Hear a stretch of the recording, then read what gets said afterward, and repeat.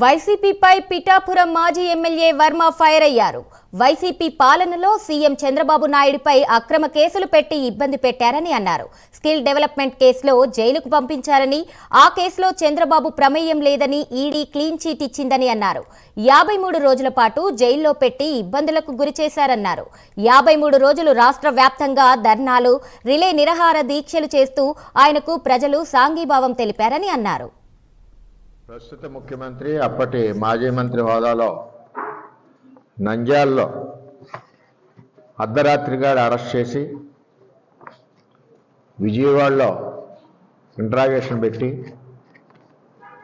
Rajahmundry central జైలుకి జగన్మోహన్ రెడ్డి గారు చంద్రబాబు నాయుడు గారిని పంపించారు. అంటే ఈ కేసులో సంబంధం లేని కేసులో ఎక్కడా కూడా చంద్రబాబు నాయుడు గారి ఇన్వాల్వ్మెంట్ లేని కేసులో ఇరికించి క్రియేట్ చేసి ఒక స్టోరీ దాన్ని కోర్టు దృష్టిలో పెట్టి జైలుకి పంపి 53 రోజులు జైల్లో పెట్టడం జరిగింది. ఆ సమయంలో యావత్ ప్రపంచం వందల దేశాల్లో